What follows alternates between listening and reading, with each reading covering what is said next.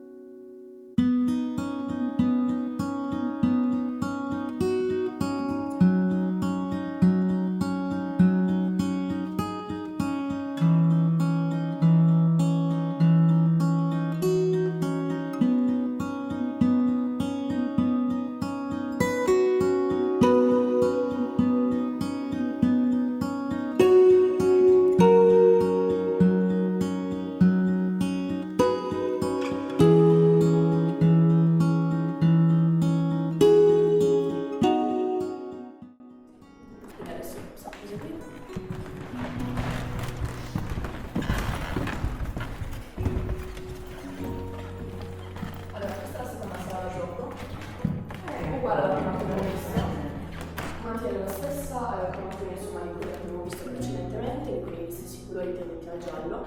Se volete potete anche farcela, poiché quello è il giardino che ad oggi non possiamo mostrarvi, ma che è pertinente del palazzo di Ausari. Di Ausari, Sì. Lo stile della sala che vedremo dopo, quindi lo stile antico. Ai lati possiamo vedere questi tre specchi ottocenteschi, questi sono originali, e che danno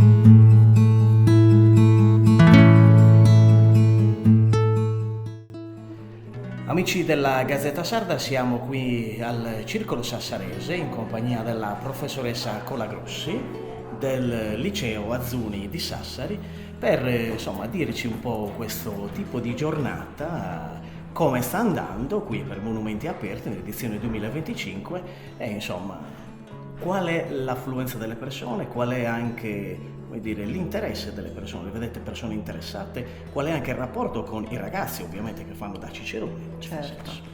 Allora, le posso dire che anche l'edizione di quest'anno ha confermato un'affluenza veramente importante, perché noi che lo facciamo da tanti anni e come scuola, io personalmente come insegnante ho avuto modo di poter confrontare proprio, comunque di mantenere un trend numerico e si è confermato. Monumenti Aperti continua a essere una manifestazione che sicuramente è un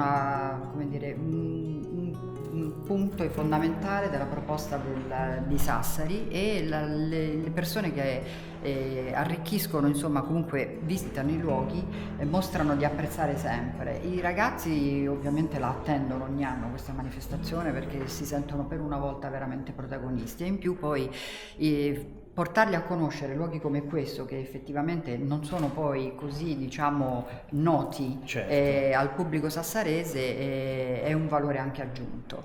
Il palazzo si presenta in condizioni sicuramente ottimali e le visite dei nostri fruitori vengono anche arricchite da alcuni intermezzi musicali. Comunque ecco, la manifestazione veramente, nonostante la sua veneranda età, il prossimo anno saranno 30 anni, però continua a mantenere davvero un appeal che non scolorisce, non sbiadisce col passare del tempo. Quindi possiamo dire che è anche una porta verso la cultura, assolutamente sì, assolutamente sì. Anzi, mantiene un legame proprio, è fondamentale. Perfetto. Perché mantiene un legame con la città, con il valore storico artistico della città, e in più è anche un modo per investire nei ragazzi in conoscenza, che diventa anche educazione proprio civica, nel senso tutelare, valorizzare, in qualche modo farsi non solo promotori di questo patrimonio, ma essere i primi difensori proprio di questo patrimonio. Tutto molto bello, io la ringrazio. La ringrazio. Le auguriamo noi della Gazzetta Sarda un buon proseguimento per questa giornata e ovviamente a risentirci e arrivederci per un momento futuro. Senz'altro, grazie. Bruno Lombardi per la Gazzetta Sarda, siamo in compagnia della professoressa Colagrossi per il Liceo Azzuni qui al Circolo Sassarese.